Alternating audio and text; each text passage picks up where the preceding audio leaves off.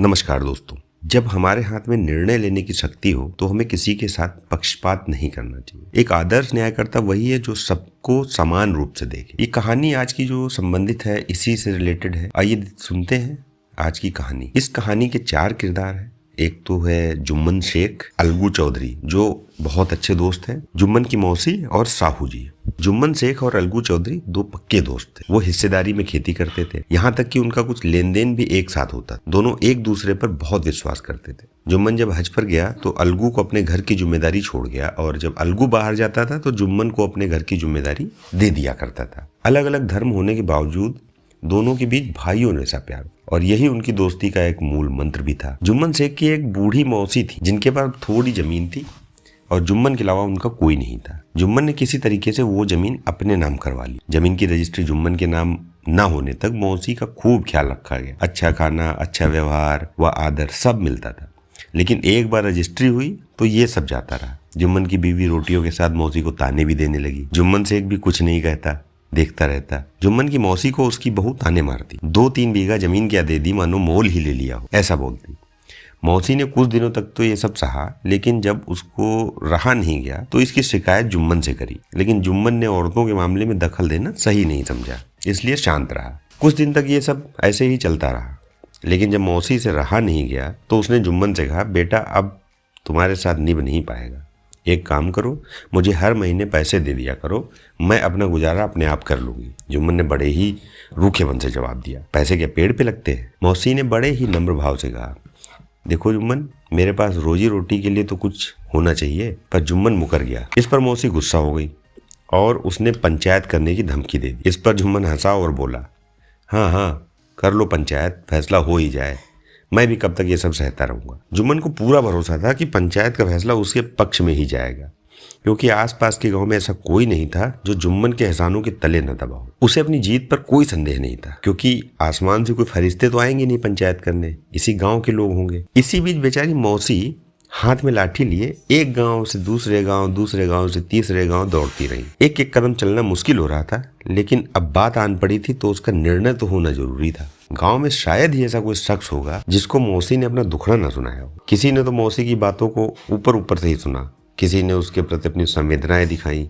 ऐसे बहुत ही कम लोग थे जिन्होंने मौसी की बातों को गौर से सुना। सब तरफ घूम घाम के अंत में मौसी अलगू चौधरी के पास पहुंची। अपनी लाठी किनारे रखते हुए उन्होंने अलगू से कहा, बेटा तुम भी मेरी पंचायत में आना। अलगू ने कहा, मुझे बुलाकर क्या करोगी मौसी, गाँव के और लोग तो आएंगे ही। मौसी बोली, अपनी मुसीबत का रोना सबके आगे रो आई हूँ, अब आना ना आना उनके अधिकार में है। इस पर अलगू ने कहा, आने को तो मैं आऊंगा मौसी, पर वहां मैं बोलूंगा नहीं कुछ। मौसी ने पूछा, क्यों? जवाब में अलगू ने कहा, जुम्मन मेरा पुराना दोस्त है और मैं उसके साथ अपना रिश्ता नहीं बिगाड़ूंगा। मौसी बोली, तो क्या बिगड़ने के डर से अपने दिल की भी नहीं कहोगे वहाँ? अलगू मौसी के इस सवाल का जवाब तो नहीं दे सका, लेकिन उसके दिमाग में यह सवाल जो है बार बार गूंज रहा था। शाम के समय पंचायत बैठी। जुम्मन ने पहले से ही पंचायत के बैठने के लिए इंतजाम कर रखा था। पंचायत शुरू हुई और मौसी ने पंचों से निवेदन करते हुए कहा, पंचों आज 3 साल हो गए हैं, मैंने अपनी सारी जमीन जुम्मन के नाम कर दी थी। इसके बदले में इसने मुझे रोटी कपड़ा देना मंजूर किया था।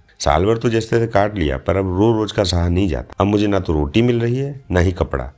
अब इस उम्र में कोर्ट कचहरी नहीं जा सकती। ऐसे में तुम लोगों के सिवा किसे अपना दुख बताऊं? जो तुम्हारा फैसला होगा वो मैं मान लूंगी। रामधन मिश्रा, जिनके कुछ परिचित असामियों को जुम्मन ने अपने गांव में बसाया था, उन्होंने जुम्मन से पूछा, हाँ मियाँ, तुम किसी पंच को बदलना चाहोगे तो अभी कर लो, बाद में जो पंच कहेंगे वही फैसला तुम्हें मानना पड़ेगा। जुम्मन को फिलहाल सदस्यों में वही लोग दिखाई दे रहे थे जिनसे किसी न किसी कारण उसका मनमुटाव। जुम्मन ने रामधन मिश्रा को उत्तर देते हुए कहा, मेरे लिए पंचों का हुक्म अल्लाह के हुक्म की तरह है, मुझे कोई आपत्ति नहीं। इस पर मौसी जुम्मन से बोली, पंच किसी के दोस्त या फिर दुश्मन नहीं होते। अगर तुम्हारा किसी पर विश्वास नहीं है तो रहने दो। तुम अलगू को तो अच्छी तरह जानते हो, मैं उसे ही सरपंच बना देती हूँ। यह बात सुनकर जुम्मन अंदर ही अंदर बहुत खुश हुआ।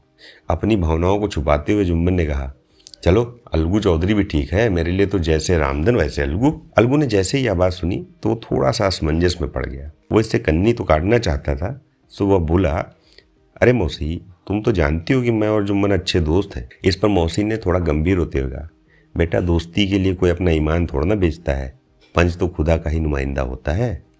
इस पर अलगू चौधरी ने जुम्मन से कहा, देखो मैं और तुम पुराने दोस्त हैं, हमने हमेशा एक दूसरे की मदद की है, लेकिन अब पंचों से जो भी निवेदन तुम्हें करना है वो करो। अलगू की बात सुनकर जुम्मन ने सोचा कि अलगू ये सब बातें केवल दिखावे के लिए कर रहा है, इसलिए जुम्मन पूरे विश्वास के साथ बोला, पंचों, मेरी मौसी ने अपनी जमीन मेरे नाम कर दी थी। इसके बदले में मैंने उसका ख्याल रखना कबूल किया था। इस बात का खुदा गवाह है कि मैंने आज तक अपनी मौसी को किसी तरह से कोई परेशानी नहीं आने दी। लेकिन औरतों में आपस में अनबन रहती है, इसमें मैं क्या कर सकता हूँ। इसके अलावा मौसी अब मुझसे हर महीने खर्चा अलग से देने को बोल रही हैं। इन्होंने मेरे नाम अपनी कितनी जायदाद की है सभी लोगों को पता है, और उससे इतना लाभ नहीं है कि मैं मौसी को महीने का खर्च दे सकूं। अगर मुझे पता होता तो मैं इस तरह के झमेले में नहीं पड़ा। बाकी पंचों को जैसा ठीक लगे वैसा फैसला करें। अलगू चौधरी को कभी कभार कचहरी का काम पड़ ही जाता था, इसलिए कानून के बारे में अच्छी समझ रखता था और कानून का पक्का भी था। इसलिए उसने जुम्मन से तर्क करना शुरू किया। अलगू का एक एक सवाल जुम्मन को बहुत खटक रहा था। वो इस बात को लेकर हैरान था कि अभी थोड़ी देर पहले अलगू किस तरह की बातें कर रहा था और अब एकदम से न जाने उसे क्या हो गया है। जुम्मन अभी इसी सोच विचार में था कि इतने में अलगू ने अपना फैसला भी सुना दिया। जुम्मन, पंचों ने तमाम दलीलों को ध्यान में रखते हुए निष्कर्ष निकाला है कि मौसी को तुम्हें हर महीने खर्चा देना पड़ेगा। अगर तुम्हें यह फैसला मंजूर नहीं है तो जो जायदाद को लेकर करारनामा है उसे रद्द समझा जाए। फैसला सुनकर जुम्मन के होश उड़ गए। उसे यह समझ ही नहीं आ रहा था कि यह फैसला उसका दोस्त सुना रहा है या फिर कोई उसका दुश्मन। उसे ऐसा लग रहा था जैसे किसी ने बहुत बड़ा धोखा कर दिया हो उसके साथ। अब जुम्मन को बस हर वक्त यही बात खाई जा रही थी कि वो अपने साथ हुए उस धोखे का बदला कब ले। आखिर वो दिन आ ही गया। जुम्मन को अलगू से बदला लेने का मौका मिल गया। अलगू बटेसर से बैलों की एक जोड़ी खरीद कर लाया था, जिसमें से एक बैल की मौत हो गई। इस पर जुम्मन सबसे कहता फिरता, यह तो उस धोखे की सजा है। इंसान चाहे कुछ भी करे लेकिन वो खुदा सब देखता है। वहीं अलगू चौधरी को इस बात का शक था कि उसके बैल की मृत्यु ऐसे नहीं हुई है, बल्कि हो सकता है जुम्मन ने बैल को जहर दिया हो। चौधराइन ने भी इसको लेकर हामी भरी। इसी बात को लेकर एक दिन चौधराइन और जुम्मन की बीवी के बीच काफी बहसाबाजी भी हुई। अब अलगू को यह समझ नहीं आ रहा था कि वो अकेले बैल को क्या करे। गाँव में एक समझू साहू नाम का व्यक्ति था। वो इक्का गाड़ी चलाता था। उसका काम गांव से गुड़ लादकर शहर की मंडी ले जाना और वहां से तेल नमक आदि लाना था। अब समझू का मन अलगू के बैल पर आ गया। उसने देखा कि बैल काफी अच्छा है तो दिन में 2 से 3 चक्कर शहर के हो जाएंगे। उसने इस बारे में अलगू से बात की और एक तय दाम में बैल ले जाकर अपने खूंटे में बांध दिया। समझू को नया बैल क्या मिला, वो फूले न समाता। दिन में 4-4 चक्कर लगाने लगा शहर। न उसे बैल के चारे की फिक्र होती और न ही उसके पानी की। रात को बस रूखा सूखा भूसा सामने डाल देता। बेचारा बैल दम ही नहीं ले पाता। एक दिन शहर का चौथा चक्कर लगाकर समझू साहू वापस आ रहा था। उसने इक्के पर 2 गुना वजन लादा था। दिन भर की थकान से बैल मुश्किल से ही चल पा रहा था। अंधेरा होने वाला था और समझू को पहुंचने की भी जल्दी थी। ऐसे में उसे कोड़े भी मारता जा रहा था। लेकिन अंत में जानवर से जब सहा नहीं गया तो धरती पर गिर पड़ा, और गिरा भी ऐसे कि उसने प्राण ही छोड़ दिए। दिन भर के चक्कर लगाने के बाद साहू जी के पास कोई 250-300 रुपए की कमाई बनी थी, जो उसके कमर में बंधी थी। इसके अलावा नमक के बोरे भी गाड़ी में थे। ऐसे में गाड़ी छोड़कर वो जा नहीं सकता था, इसलिए उसने रात को वहीं रुकने का फैसला किया। पहले हुक्का और फिर चिलम पीकर साहू जी अपनी नींद को भगाने की कोशिश करते रहे, लेकिन न जाने कब आंख लग गई। जब नींद खुली तो होश उड़ गए।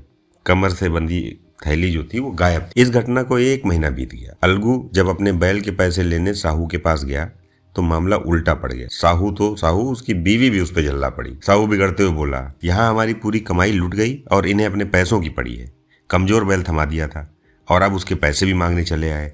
अगर तसल्ली नहीं मिलती तो हमारा बैल ले जाओ, महीना 2 महीना उससे काम करवा लो, इससे ज्यादा क्या लोगे। अलगू पहले तो शांत रहा, लेकिन यहाँ सवाल पैसों का था तो गुस्सा उसको भी आ गया। दोनों का शोर सुनकर गांव के और लोग भी इकट्ठा हो गए। दोनों को शांत करवाते हुए उन्होंने पंचायत करने की सलाह दे दी। अलगू चौधरी और समझू साहू दोनों इसके लिए राजी थे। फिर क्या था, घटना के ठीक तीसरे दिन पंचायत बैठ। रामधन मिश्रा ने कहा, देर क्यों करें, अपने पंचों का चुनाव कर लो।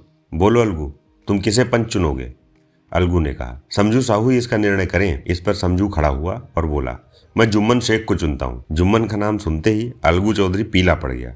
इस पर रामधन ने पूछा, क्यों अलगू, तुम्हें इस बात से कोई आपत्ति तो नहीं। अलगू ने उत्तर दिया, मुझे कोई आपत्ति नहीं। जुम्मन ने जैसे ही सरपंच का स्थान ग्रहण किया उसके मन में भाव पैदा हुआ कि मैं इस वक्त धर्म के सबसे बड़े स्थान पर बैठा हूँ और मैं जो कहूँगा वो अल्लाह की आवाज़ होगी, इसलिए मुझे सत्य के मार्ग पर ही चलना है। पंचायत शुरू हुई और दोनों पक्षों के सवाल जवाब का सिलसिला भी। इस बात को लेकर सभी की सहमत थी कि समझू को बैलों का खरीद मूल्य तो देना ही होगा, लेकिन 2 पंच इस बात को लेकर समझू को थोड़ी राहत देना चाहते थे, क्योंकि बैल के मर जाने से उसकी भी हानि हुई है। लेकिन इसके उलट दो पंच समझू पर बैल के मूल्य के अलावा उस पर अतिरिक्त दंड राशि भी लगाना चाहते थे, क्योंकि पशुओं के साथ उसने क्रूर व्यवहार किया था। अंत में जुम्मन खड़ा हुआ और फैसला सुनाते हुए बोला, अलगू चौधरी और समझू साहू, पंचों ने पूरे मामले पर अच्छी तरह से विचार किया है और यह निर्णय लिया है कि समझू साहू अलगू चौधरी को बैल के पूरे पैसे देगा, क्योंकि जब बैल खरीदा गया था तो उसे कोई बीमारी नहीं थी। बैल की मौत उस पर किए गए जुल्म और कड़े परिश्रम से हुई है। इस पर रामधन मिश्रा ने खड़े होते हुए कहा, समझू साहू ने बैल को अपने किए की वजह से मारा है, इसलिए उससे तो अतिरिक्त दंड भी लेना चाहिए। इस पर जुम्मन ने कहा, यह दूसरा मसला है, इसे अभी उठाने का कोई मतलब नहीं। इस पर साहू बोले, पर समझू को भी तो थोड़ी रियायत मिलनी चाहिए। इस पर जुम्मन ने कहा, यह अलगू चौधरी का खुद का फैसला है, अगर वो समझू को रियायत देता है तो उसका बड़प्पन होगा। पंचों का यह फैसला सुनकर अलगू चौधरी बहुत खुश हुआ और जोर जोर से नारे लगाते हुए बोला, पंच परमेश्वर की जय। पंचायत में मौजूद सभी लोग अलगू के साथ यह नारा लगाने लगे। हर कोई जुम्मन के न्याय नीति की तारीफ कर रहा था। पंचायत खत्म होने के बाद जुम्मन अलगू के पास गया और रोते हुए उसे गले लगा लिया। जुम्मन बोला, भाई अलगू, जब तुमने मेरी पंचायत का फैसला सुनाया था तो मुझे बहुत बुरा लगा था और तब से मैं तुम्हारा शत्रु बन बैठा था, लेकिन आज मुझे इस बात का एहसास हुआ कि जब हम पंच का स्थान ग्रहण करते हैं तो ना तो कोई दोस्त होता है और ना ही कोई दुश्मन। सच और न्याय के सिवा कुछ भी समझ नहीं आता। यह बात सुनकर अलगू चौधरी भी रोने लगा। दोनों के बीच जो बुराई का मैल था वो आंसुओं में धुल गया और दोनों की दोस्ती और पक्की हो गई।